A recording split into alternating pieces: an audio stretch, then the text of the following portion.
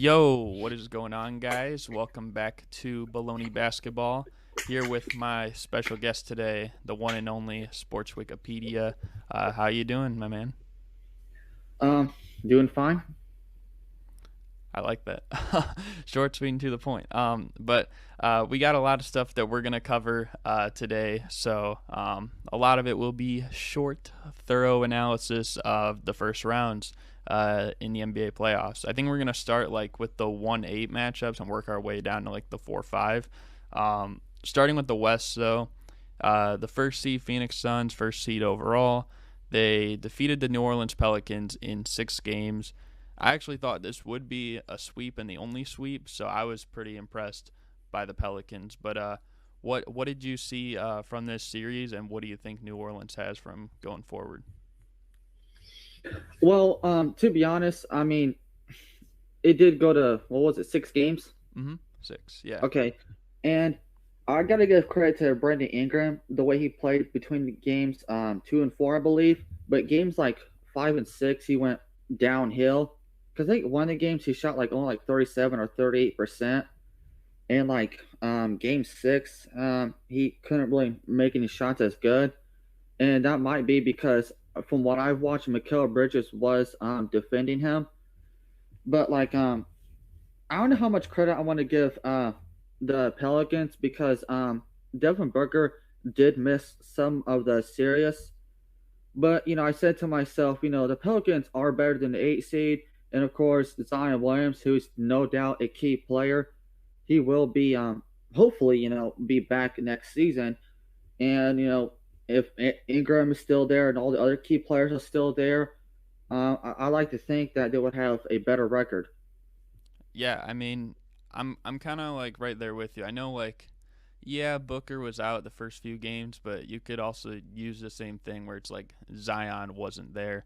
Um, obviously, like I think Mikal Bridges. That's why I picked him as my defensive player of the year before Marcus Smart did win it. I thought it would be Bridges, but even being a runner up, like he kind of showed that against Brandon Ingram. He was making a lot of tough shots the first few games as well. So got to give credit to Ingram there. I was maybe a little disappointed with CJ McCollum. I know he hit some tough shots in this series, but I think even he probably would say himself that he could have played better. And if that's the case, like they almost could have more to give. And then also looking forward, like this team's going to add Zion next year. They got 3 incredible rookies that they kind of found out of nowhere in Herb Jones, Trey Murphy, and Jose Alvarado. So I like where the Pelicans are like moving forward, and obviously Phoenix Suns like franchise record most wins in a season. So I mean I think people were hoping they would lose just because they had such a great season, but I think they're gonna try to make the most of it. I think they want revenge from last year losing in the finals when it seemed like they had hold of the championship when they were up 2-0. But yeah, that's just what I saw personally. But yeah, so we can move on here though to Miami and Atlanta. Miami, they won in 5 games. Um, I don't, I'll let you start on this. Like, what did you think of the series, and what do you think of the Hawks like in the future? Well, first off, Trey Young. So we both know that, I know he's invalid of this conversation, but we both know that Russell Westbrook has had his downfalls in the playoffs. I'm gonna tell you, from what I've watched, what the series that Trey Young just had, I don't think Russell Westbrook has had his playoff series that was that bad. That's how bad Trey Young was in that series. I mean, this dude barely averaged 15 points. He only shot like 31%, and he had 6 turnovers and only 6 assists. I mean, even Russell Westbrook has never had assist to turnover ratio that was that bad in a playoff series. I mean, this dude, of course, we both know he has no impact on defense. That's no surprise there. But from most of us NBA fans, uh, like me, and I'm sure you do, expect Trey Young to have at least 25 points and like 10 assists.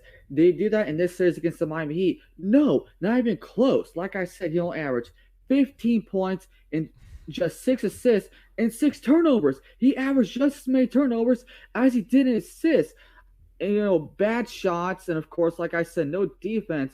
I gotta give credit to the Miami Heat defense, because they're in the same tier as the Boston Celtics, but Right. still, like he choked. I knew that energy was coming after your recent video with Trey Young kind of talking about it.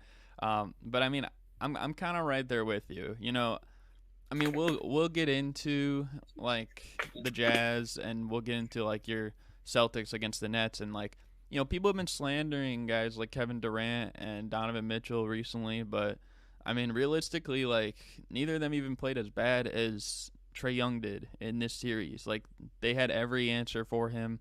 Um, I would argue Bogdanovich was probably their most reliable guy down the stretch of most of the games as well. And it's kind of disappointing. I mean, Victor Oladipo, who hadn't played, I think he said he'd played like 9 games since he came back like a few months ago, still trying to get his rhythm back, and he just gets thrown in the starting lineup because, Butler didn't play, Lowry didn't play. And not only did he really double him in scoring, but he clamped up Trey Young, and that's hard to ask for really for anybody who's not really in rhythm like that. And I don't know. It just seemed like everyone on that Miami Heat team had the answers for Trey Young. And that's a big credit to Eric Spoelstra. That's why he's one of the best coaches in the league. But yeah, I was trying to also look back like at Russell Westbrook's series. I think like I mean you're right. Like I don't think that he really had a series that bad. I think the closest one I was thinking was when they played Dallas in the conference finals in 2011, and even then, like he still was a little bit more efficient. He scored more. His assist to turnover ratio that series wasn't great, but still, I would probably say like in the conference finals, you know, you're still not really expected to win. They kind of overachieved at that point. Granted, part of that was because like an 8 seed won in the first round that year, but I don't know. I think like you're kind of right with that point. Like, I think Trey Young gets maybe too much of a pass, and I don't want to seem like a Trey Young hater, but it just seems. I don't know. It seems like it was probably meant to be, especially because last year they did overachieve, I would say, and making the conference finals. So it is what it is. It's a tough world. um, but yeah, I don't know if you want to move on though here to the series that just ended the other night, and that is Memphis and Minnesota. I think everyone thought this was probably the most competitive series in the first round, or at least one of them. Memphis did win in 6, but what did you see from both sides this series? And then obviously for the Timberwolves going into the offseason, what do you think they might need to do? Well, before the series started, I said to myself, if the Timberwolves actually beat the Grizzlies, I won't be surprised. I'm not. It's not because it's not because the Grizzlies are a bad team. It's just I think that the Minnesota Timberwolves are better, one of the better 7 seeds.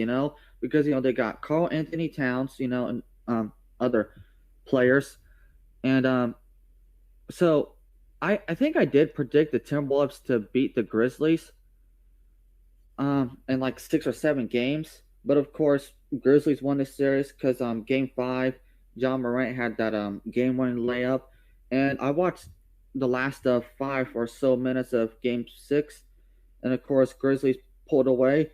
And when I watched that game, there was like multiple times where it seems like the Timberwolves actually gave up and just allowed the Grizzlies to shoot threes.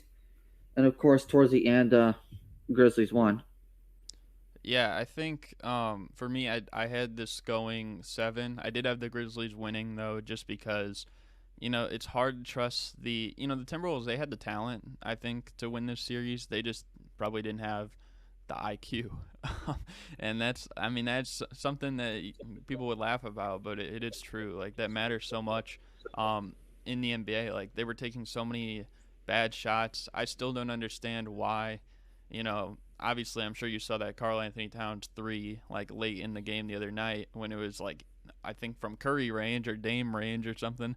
And I don't know like why Anthony Edwards was trying to shoot so many jump shots when already I believe Dylan Brooks had fouled out, and then Jaren Jackson had 5 fouls most of the fourth quarter, and he kept getting every switch he wanted on Ja. Like I don't know why you want to attack Jaren Jackson Jr. on that like at will, but they didn't. I don't. It's really confusing. I think that the Timberwolves Patrick Beverly did help kind of shape the culture of their team, but I think they might need even more um, maybe veterans to like kind of lead them, I guess, through the postseason, kind of keep control of stuff.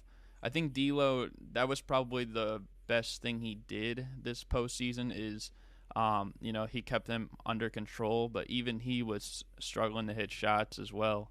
Um, so I don't know. It should be interesting. I saw some people say they might trade D'Lo. I don't know about that because I know him and Towns are pretty close, but I don't know. I think I'll ask you this, like, because you know, Anthony Edwards played really good in this series, really good in the play-in, and he's obviously improved a lot this season. I think he's at least cemented himself as like a top two player on the team. But do you think, if it is already, or do you think that this team will become like Anthony Edwards' team? No. No, you think it's still going to be Towns mainly as the core guy? Yeah. Yeah. Okay, I respect that.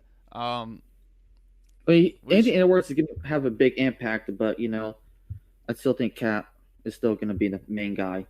Yeah, I think I would like to see Edwards maybe as like the primary option, but I mean like Yeah. that doesn't necessarily mean you're the best player on the team.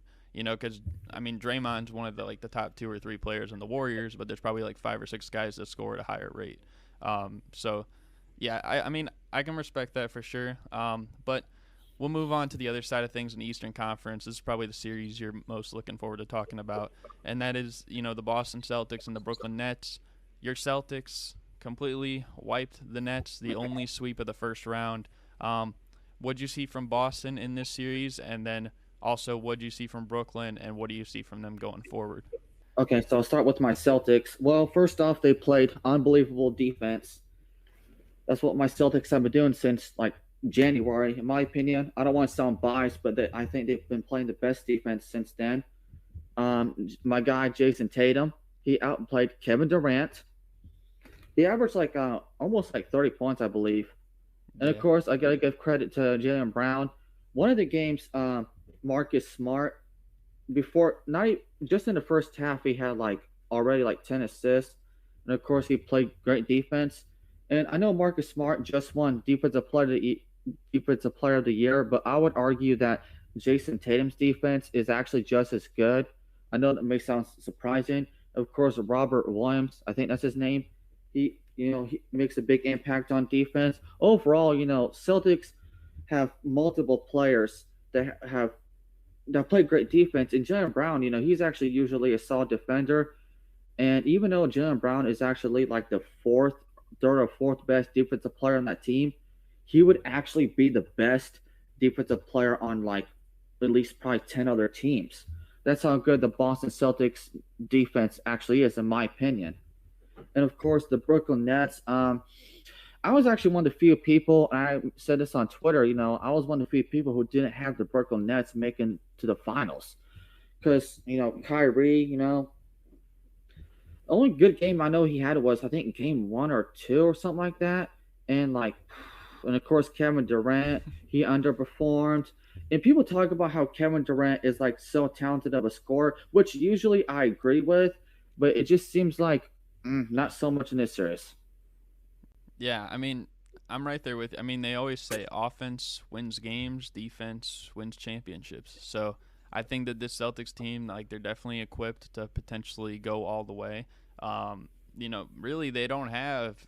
I forget. It might have been Richard Jefferson that said it, but like, they don't have a bad defender on their whole team, except like probably the biggest weakness would be Derek White, and it's not like he's a bad defender either. It's just because maybe a mismatch like with size or something like that.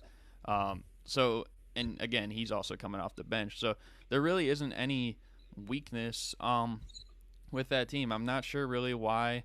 It seemed like Steve Nash was kind of like desperate trying to find an answer at some point because he was trying to run lineups with Dragic and Patty Mills and Kyrie Irving. Kyrie Irving was almost playing like the small forward in some of those lineups. It's like, well, you're probably gonna be at a huge disadvantage there when the starting point guard for the Celtics, Marcus Smart, is bigger than all like your point guard, your shooting guard, and your small forward, and he's an elite defender. So I don't know. just didn't seem like the good matchup for Brooklyn. I will admit I was faulty of believing in the Nets. I think part of that is because I had a preseason dream. I thought that they were going to go all the way. I thought Kyrie was going to hold up the trophy, be like, "I told you so. I told you so." Um, but I mean, I think that Celtics fans, like yourself as well, um, they kind of deserve this, especially because of the way Kyrie, disrespected the Celtics last year. And like, remember how he stepped on the logo and he like wiped his Yeah. shoe on it? So Hmm. this is kind of like good karma for that. We'll see. Like, I mean, obviously the Nets next year, like when they get healthy, if Ben Simmons is even playing, I don't know. That's a whole different situation. But I think they're definitely going to be better. They just got to be healthy. They were the first seed well, not most of the year because that was my Bulls were up there. But before the Bulls, like the Nets were the first seed, and it wasn't until really Kevin Durant went down that they started to slide. So, I not saying they'll be the first seed next year, but I think that they could be like maybe top four or so. They'll probably have home court advantage in at least one round of the playoffs, maybe. And yeah, I think that they'll probably have much better chance next year. We'll see how the coaching thing is addressed, but yeah, you got to give credit to the Celtics. Like you said, Jason Tatum really outplayed Kevin Durant. Jaylen Brown, he was really clutch. I would say, especially in Game 1 down the stretch, because like you said, that was Kyrie's pretty much only effective game, and he was kind of the one that like withstood it and matched him like shot for shot. Like if he doesn't do that, then the Nets probably win Game 1, and then probably they really steal home court advantage at that point. So that was huge. Marcus Smart obviously elite defense. Al Horford played like 2015 Al Horford at points. So yeah, I think honestly it should be nice seeing them go up against the Bucks. But yeah, I mean we'll get to the Bucks here in a second. We could transition here though to the Warriors and the Nuggets. This one, kind of like a boring series, I guess. Like it only went 5 games. But I guess what did you see from both teams in this series, and what do you think about the Nuggets moving forward? Well, start off with Nikola Jokic. I honestly don't think he could have played any better. Like the only bad thing I'm gonna say about Nikola Jokic, from what I watched like a few times, he let Stephen Curry get by, but Stephen Curry, he's hard to defend. So I'm not saying, oh, just because you can't defend Stephen Curry, you're a bad defender because it's Stephen Curry. But like Nikola Jokic, he averaged like over 30 points in this series, and of course making great passes because already he's already the greatest, in my opinion, the greatest passing big man. And hopefully Jamal Murray comes back because I can't wait until that dude comes back because I think that when Jamal Murray comes back, the Nuggets are at least gonna have around like 52 to 57 wins, finish like no worse than like a fourth seed in the West. Yeah, I mean, I'm kind of right there with you. I especially want to see Jamal Murray back. I know Michael Porter Jr. will help as well, but I think he's just more of like another option. It's kind of similar to like Jordan Clarkson. Like he's a guy that can, heat up, but I mean, he's not really someone that could probably create in a variety of ways like Jamal Murray. Like Jamal Murray is an elite shooter. He's an elite driver of the basketball. He's an elite playmaker for others. So I think getting him back like will be huge. And the biggest thing about Jamal Murray is he always ups his game in the playoffs. So I think he would have been huge to see in this series. But yeah, it just seemed like a mismatch. Like you could probably look at the 6 best players in this series, and the Warriors had 5 of them, and then the other one is Jokic. So not really much you could do there. I guess respect to the Nuggets for actually pulling off a win, avoiding the sweep. But yeah, speaking of avoiding the sweep, we can move on to the Milwaukee Bucks and my Chicago Bulls. So, I mean, just tell me, what did you see from this series, and what do you think about the Bulls moving forward? Well, speaking of the series, the first 2 games, I thought the series was actually going to be good because I forgot how close Game One was, but I think the Bulls actually almost won Game Mm-hmm. One, and of course Game Two, which is the game where DeMar DeRozan, I think, was making all those shots, and after that, DeMar DeRozan, of course, usually no offense in the playoffs. went downhill, which I honestly don't think he played as bad as what some people said, but I still think he underperformed the playoffs.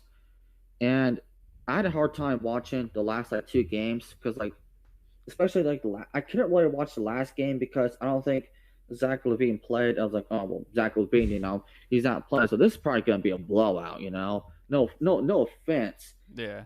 but hopefully, besides the Celtics and Pacers, the Bulls is probably the team I root for the most because I live in northern Indiana.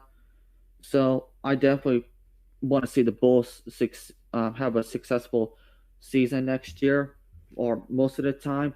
So as long as they keep the key players like Zach LaVine, DeMar DeRozan, and of course also Vucevic, and hopefully Lonzo Ball, who's a definitely key player on 3-point shooting and defense, is there. And there's also Alex Caruso, who makes an impact usually on defense. Hopefully, they stick together. Of course, I don't know if you heard, but there's rumors about Zach LaVine leaving Chicago. I hope he doesn't leave Chicago. So I think the Bulls, like I said, as long as their key players are still there, I think they should have at least around like 3 to 5 years, successful franchise. Yeah, I think. Well, I'll touch on the Levine thing first. I was actually looking. A lot of the teams I think that could offer him a max or like nearly as much as us. I think the only team that might even have like a legitimate chance would be either the Spurs or the Blazers. And again, like both those teams didn't even make the playoffs. Maybe Portland could be interesting for him because like Damian Lillard's gonna be back next year. Um, but I don't know. I feel confident with our chances like to bring him back. I think for me, game one, it was just awful. Like we couldn't hit anything. Our big three missed 50 shots. Like we went 21 for 71, which was very bad. And even then, we were only down three with like 20 seconds left, a chance to tie the game, force overtime. I just think make a few more shots here and there, and that's a different outcome in that game. Like you said, game two we did win. DeRozan went off that game. But I think after DeRozan went off that game, they kind of figured like we're just gonna like shut him down. We're gonna double team him every time. We're gonna force him into the help side defense, and that's just what they did. So like you said, like even though people might look at the stats and be like, "Oh, typical DeRozan choking in the playoffs," I really don't think he did choke in the playoffs. I think that he did just about everything he could. Um, I mean, Stan Van Gundy said in the game five, he said DeRozan would probably have like 25 assists today if the Bulls could hit shots, and they really couldn't. And I think that's something we're going to address in the offseason because for most of the year we were first in 3-point percentage, but we were last in attempts. So it's like kind of a low sample size. I think we're going to try and get more consistent, high volume 3-point shooters. Guys probably like Javonte Green and Tony Bradley and Troy Brown Jr. Will probably get the short end of the stick. They probably will be off the team next year. At least some of them will. But that's the price you got to pay if you want to, improve moving forward. And like you said, Lonzo Ball, I think his presence was felt. I mean, a lot of people look at his defense, which I think is huge. I think the other thing for me is transition opportunities because we get a steal. I can't remember how many times maybe DeRozan got a steal or Javonte Green got a steal or Caruso, and we just kind of like waltz the ball up the floor like really slowly. Like if that was Lonzo, like it'd be like Mike D'Antoni type of offense almost every time we create a turnover. Um, so I think that's just something we missed. But I think next year we will be pretty good. I don't know if we're still a few moves away, either micro moves or like one big huge move to maybe be on the level with teams like the Bucks and stuff. But I think that we're probably on pace to be a playoff team once again next year. All we got to do, I think, is just make sure like we bring Levine back. But like I said, I'm not really too concerned about that, and I would be surprised personally if he did leave. So But there's one more thing I want to mention, go and ahead. that's I'm not surprised the Bulls didn't go far in the playoffs because besides DeRozan, the other players like I think this is actually the first time Zach LaVine's actually made it to the playoffs. You know that? Mm-hmm.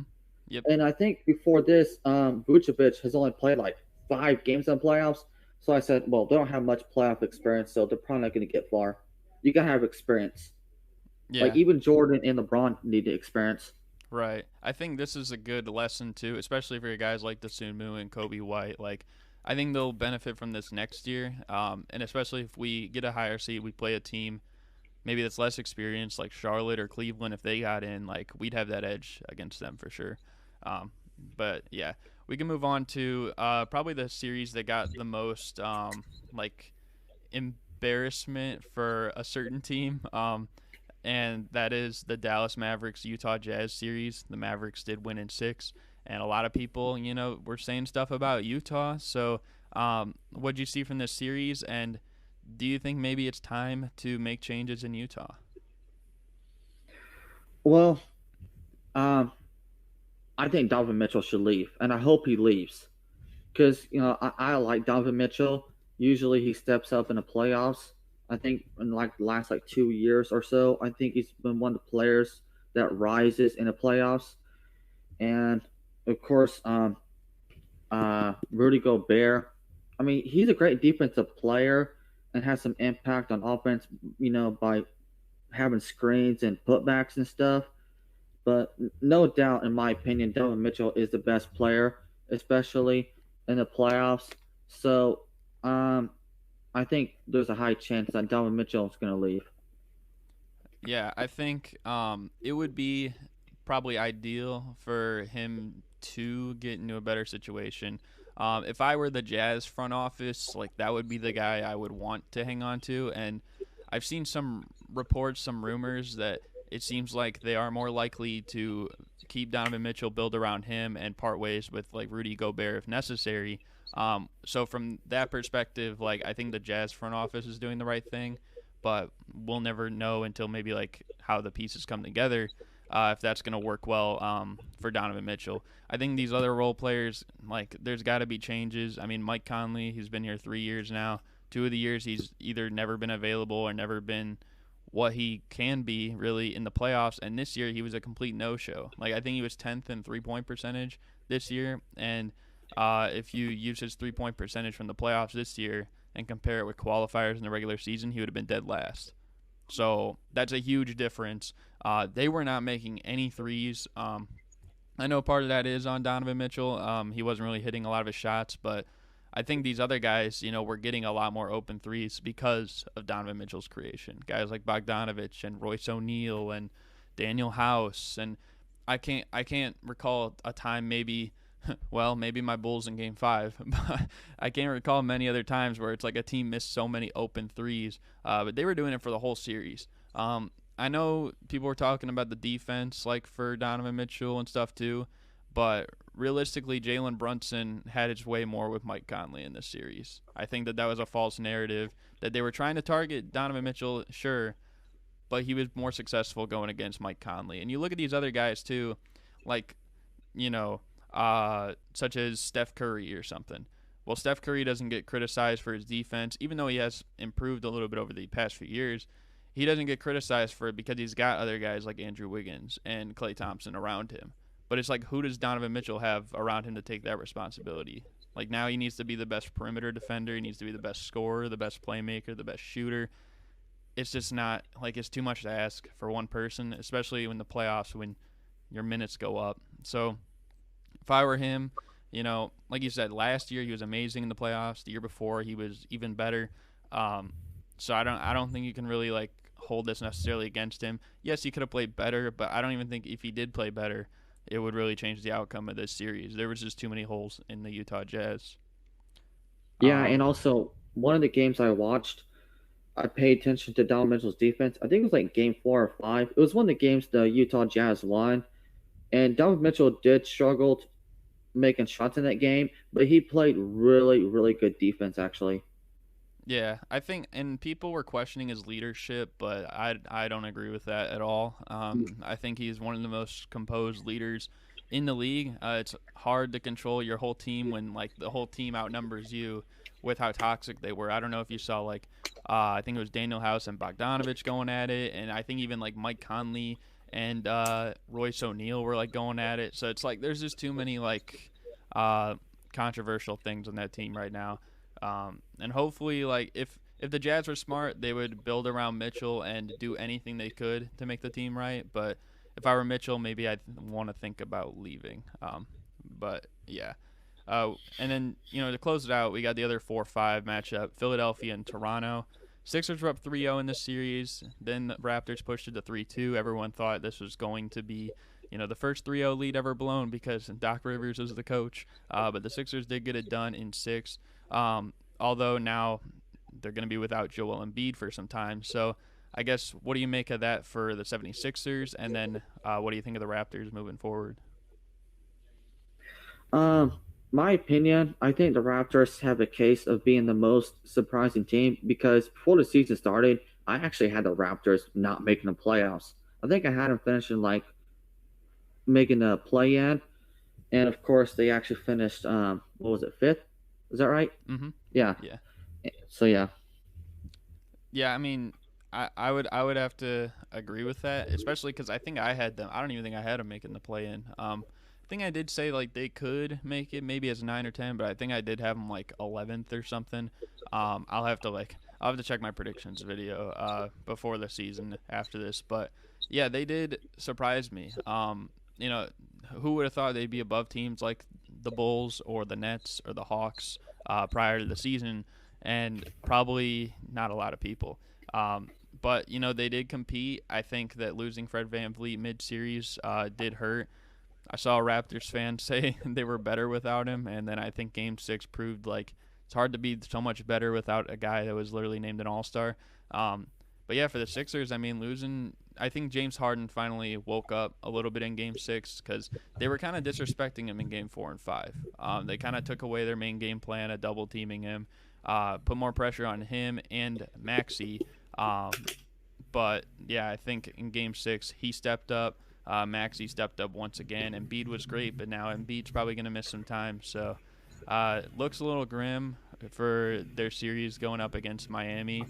But I don't know. Maybe they can pull off. I think he'll probably miss like the first 2 games. So maybe if they could win one of those, like that's pretty good. They'll gain home court advantage and everything. But yeah, I don't know. All right, so if you want, though, we can move on to this little mini game at the end to close out the show. So basically, I was counting through, and from all the seasons I've been doing Bullony Basketball, this is episode number 100, which is pretty crazy. 100. Yeah. Yeah, 100. 100. So I thought a good way to do this, I've been doing trivia and stuff all year long, would be to do some 100th episode trivia, and all the things I'm going to give you in terms of trivia are something based on like, multiples of 100 or something. So maybe like top 10, top 100, number 10, like something like that. So I'm going to ask you 10 questions. We'll just see how you do. But are you ready? Yes. Okay. The first one, this one should be pretty easy. The only player to ever score 100 points in an NBA game is? Wilt Chamberlain. That is correct. Wilt Chamberlain. The second one is, this one's pretty recent too. Might be easy. So this guy has the most field goals for a player that shot 100% in a playoff game in NBA history. Chris Paul. It is Chris Paul. Starting off nice, 2 for 2. Okay, so now this one is, there's only one player in NBA history who is top 10 in total points, rebounds, and blocks all time. Who is that guy? Hakeem Olajuwon? It is not Hakeem Olajuwon. Okay. He is there for rebounds and blocks, and I was checking, he is 12th for points. So he just missed the cut. Okay, so what was it again? Oh wait, I don't think I told you. The correct answer is Kareem. Oh, okay. So the fourth one is hold on, wait. Okay, I already did that one. The fourth one is, now this one's going to be a really hard one. This guy has the 100th highest point per game average in NBA history. This one's like impossible level. Man. Probably some just random player. What are you thinking for your guess? I don't know. I'm gonna pass on this one. You know, okay. So the correct answer is actually Nate Archibald. I think it was around 18.6 or something like Oh, that. Um, okay. but yeah, all right. So the fifth one is the only player in NBA history to make 10 threes in multiple playoff games is blank. Who is it? Uh, Clay Thompson? It is not Klay Thompson. Oh, He man, I has actually done did it. it. He has done it. But he's done it once. This guy's done it twice, and that is Damian Lillard. Oh, wow. Okay. Yeah. Um, all right. Here's one. This one might be easy. True or false? The NBA is more than 100 years old. False. That is correct. Because it was just 75th anniversary and stuff like that. All right. So the next one is this one's a little bit tricky. So the Detroit Pistons have exactly 100 wins all time against which franchise? Mm, Now 100 wins is a lot, so it's probably going to be a team that they play pretty often. let me think. I'm not gonna say the Pacers because they've only been around since '77, so not them. Uh, mm,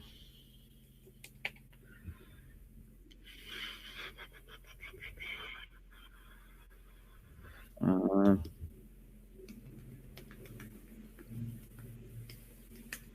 I don't know. You don't want to throw out a guess? I know you were like thinking of probably the teams in the division, but yeah. Yeah. Um,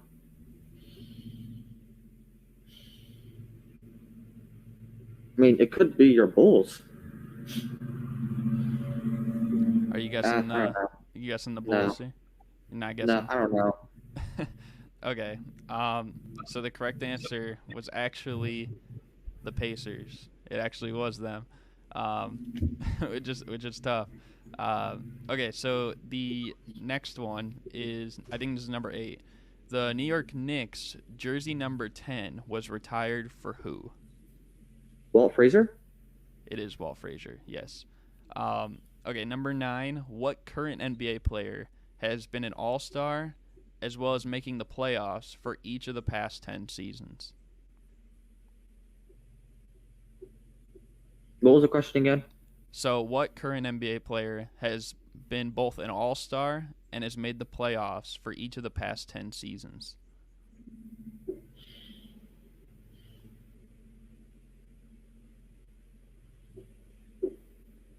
Mm,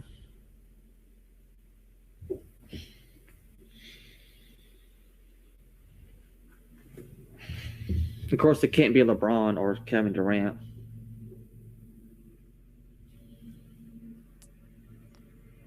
Might have been a teammate of one of those guys at one point. Um, what do you think?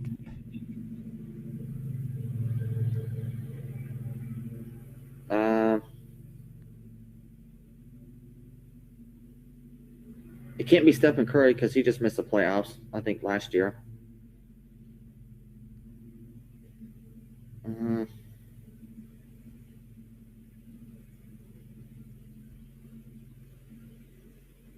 James Harden? It is James Harden. Yes. Yeah. Uh, that was pretty good. Process of elimination. All right. So the 10th one, the final one, had to put it here at the end. There's an iconic quote from this NBA player that says, "You miss 100% of the shots you never take." Uh, And it could be a retired player too. Michael Jordan?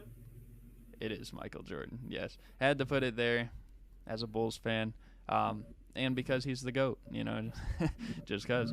But yeah, I think I don't remember how many you got, but I think you got most of them. So that's pretty good. And yeah, I think that's basically gonna close out the show. Hope you guys enjoyed. Thank you guys for watching. You got any final thoughts? No. All right. Short, sweet, and to the point, like I said. I'll have down there too, like to check description, so you can see where to find Sports Wikipedia at. Go check out his channel. Check him out on Twitter, Instagram, and all that jazz. Not like the Utah Jazz though, because they're frauds. But yeah. All right. Thank you guys for watching. Hope you guys enjoyed, and we're out. Peace.